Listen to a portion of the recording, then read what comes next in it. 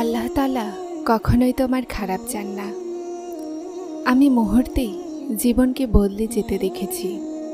আমি দোয়াগুলোকে পূরণ হতে দেখেছি। আমি আমার জীবনে কিয়ামত হতে দেখেছি। সব কিছু এত জলদি হয়ে যায় না। প্রতিটা জিনিস সময় মতো হয়। শুধু তুমি অপেক্ষা করো। আর তুমিও খুব জলদি দোয়াগুলো কবুল হতে তোমার চোখে দেখতে পাবে। তোমার জীবনকে কিয়ামতের বদৌলতে বদলাতে দেখবে। শুধু এটা হতে পারে তোমার পরীক্ষার শেষ মুহূর্ত। এরপরে বিজয় তোমার হবে। এটা তোমার শেষ যুদ্ধ হতে পারে। যদি আল্লাহ আপনাকে অপেক্ষা করাচ্ছেন, তো এটার এই মানে নয় যে তিনি আপনাকে শাস্তি দিচ্ছেন, বরং তিনি আপনার সাথে কিছু সময় পর্যন্ত যোগাযোগ রাখতে চান। উনি চান যে আপনি দোয়া করতে থাকুন। উনি চান যে আপনি তার সাথে কথা বলুন। উনি আপনার আওয়াজ বারবার শুনতে চান। এজন্য তিনি আপনাকে সেই জিনিস দিচ্ছে না। আর এজন্যই তিনি সেই জিনিসের খেয়াল আপনার মন ও মস্তিষ্ক থেকে বেরও করছেন না। তুমি নিজে তার ইশারার অপেক্ষা করছো। তারপর যখন তিনি তোমাকে ইশারা দিচ্ছেন, তো তুমি কেন তার কথা শোনো না? উনি আপনার থেকে কেড়েও নিচ্ছেন না, আর আপনার নিকটেও আসতে দিচ্ছে না। তো এর মানে হলো তিনি আপনার দোয়াগুলোর অপেক্ষা করছেন, যেন তিনি আপনার দোয়াগুলোর জবাব নিজের কোণের মাধ্যমে দিতে পারেন। তাহলে আপনি কেন উদাস, কেন হতাশ?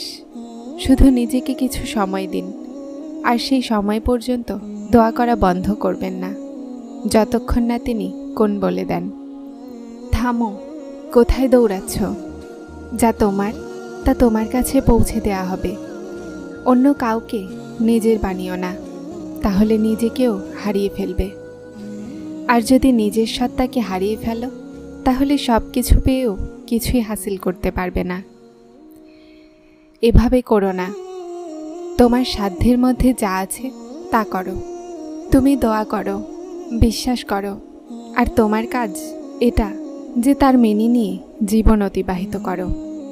যা তিনি বলছেন, যেভাবে বলছেন করতে থাকো। এর সামনে গিয়ে মজেজা হয়, আর মজেজাকারী সত্তা মজেজা করবেন। কিন্তু তুমি একেবারে মাথাকে সিজদায় ঝুঁকিয়ে নাও। একেবারে মানে একেবারে। নিজের নফস আর শয়তানের ধোঁকায় এসো না। তারা তোমাকে নকল জাহান্নাম থেকে ভয় দেখিয়ে আসল জাহান্নামের দিকে নিয়ে যাবে। নিজের রবের কথাকে মনে করো, তার শোনো। সেই আল্লাহর মেনেই তুমি তোমার প্রতিটা চাওয়াকে পেতে পারো। তুমি শুধুমাত্র ভরসা আর বিশ্বাস রাখো। মজেজার ওয়াক্ত অতি নিকটে। আজ নয়তো কাল, এখন নয়তো অন্য কোনো দিনই হোক, জলদি নয়তো দেরিতেই হোক, এই মুহূর্তে নয়তো পরের মুহূর্তেই। কিন্তু যে জিনিস তোমার ভাগ্যে লিখে দেয়া হয়েছে, সেটা তোমার থেকে দূরে করা হবে না। সেটাকে তোমার থেকে কেউ কেড়ে নিতে পারবে না। তোমাকে কেউ সেটা থেকে আলাদা করতে পারবে না। শুধু দোয়া, বিশ্বাস আর সবরের সাথে নিজের রবের সাথে জুড়তে থাকো। যাকে আল্লাহ তোমার যোগ্য মনে করেনি, সেটা কিভাবে তারপর তোমার জন্য উত্তম হতে পারত? এক নজর অতীতের দিকে তাকাও আর ভাবো, কত এমন জিনিস আছে যেগুলোকে তুমি ভালো মনে করতে, কিন্তু সেসব থেকে তুমি দুঃখ ছাড়া আর কিছুই পাওনি। ভাবো, এমন কত ভুল সিদ্ধান্ত আছে যেগুলোর সত্য যদি আল্লাহ তোমার সামনে উন্মোচন করতেন, তো তোমার জীবনে কি হতো? যে কারোর সাথে খারাপ করে না, আল্লাহ তাদের সাথেও খারাপ হতে দেন না। তোমার যতই ভালোবাসা নিজের দোয়াগুলোতে আছে না, আল্লাহর তার চেয়ে কয়েক গুণ ভালোবাসা তোমার উপরে আছে। এজন্য সেগুলো তোমার থেকে দূরে করে দিয়েছেন, যা তোমার জন্য কষ্টের কারণ ছিল। কেন দৌড়াচ্ছ তারপর তুমি সেসবের পেছনে, যেটা থেকে আল্লাহ তোমাকে বাঁচিয়ে নিয়েছেন? ছেড়ে দাও সেই জায়গাতে প্রতিষেধক খোঁজো না, যেখান থেকে শুধুমাত্র তুমি জখম পেয়েছ, কেননা প্রতিষেধক শুধুমাত্র আল্লাহই দিতে পারেন। আর যে সবর করে না আর তাওয়াক্কুল রাখে, তাদের জন্য আল্লাহ শেফার মাধ্যম বানিয়ে দেন, আর তাদেরকে সেটার থেকে উত্তম দিয়ে দেয়া হয় যা তারা হারিয়ে ফেলেছে।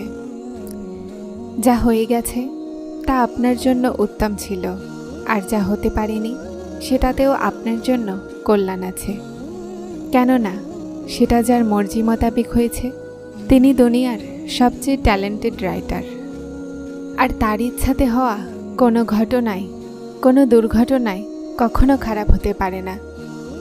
কোরআনে কারিমে উল্লেখ আছে, আর আল্লাহ উত্তম পরিকল্পনাকারী।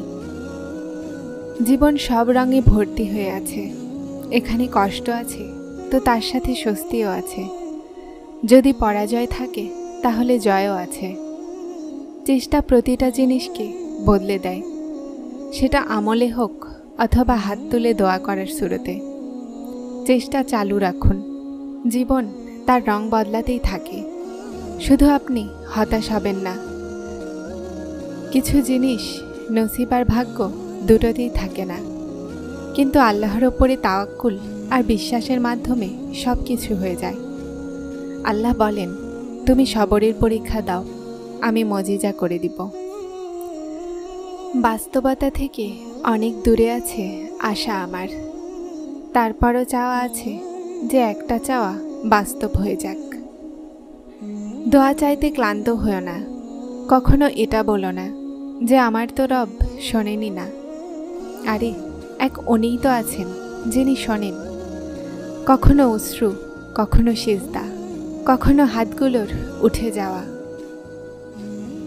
চাওয়া অসম্পূর্ণ থাকে তো রবকে কতটা মনে পড়ে।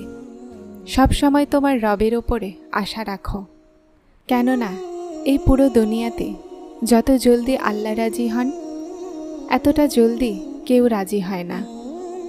আল্লাহ তাআলা বলেন, আর তোমার চাওয়ায় কিছু হয় না যতক্ষণ না আল্লাহ না চান। যেটা নসিবে নেই, দোয়াগুলো হলো ওসিলা সেই জিনিসগুলোর জন্য। আল্লাহর কাছে চাওয়া সবার নসিবে থাকে না।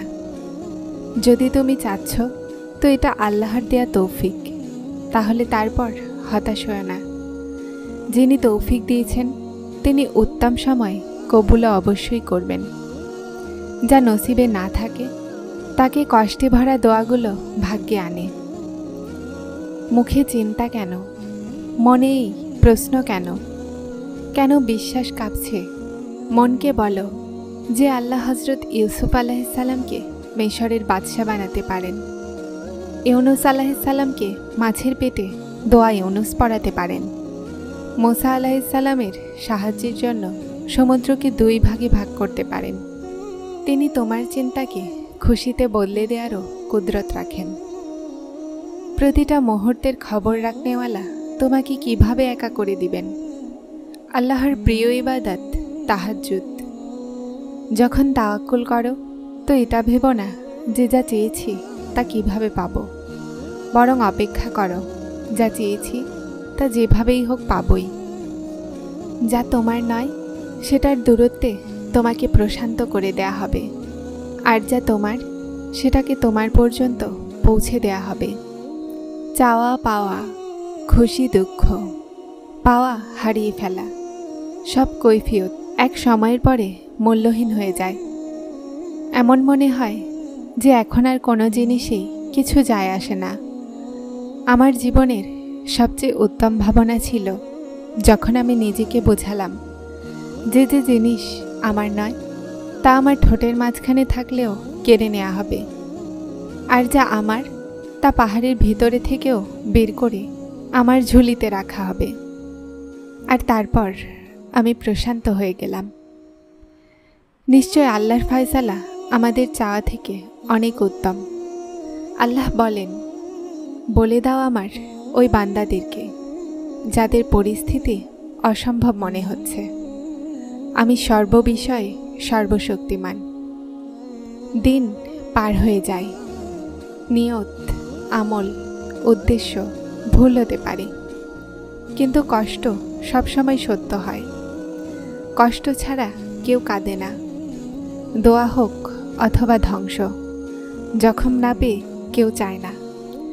আল্লাহ যদি দিতে না চাইতেন তো তিনি কোরআনে কোন ফায়াকুনের কথা উল্লেখ কেন করতেন?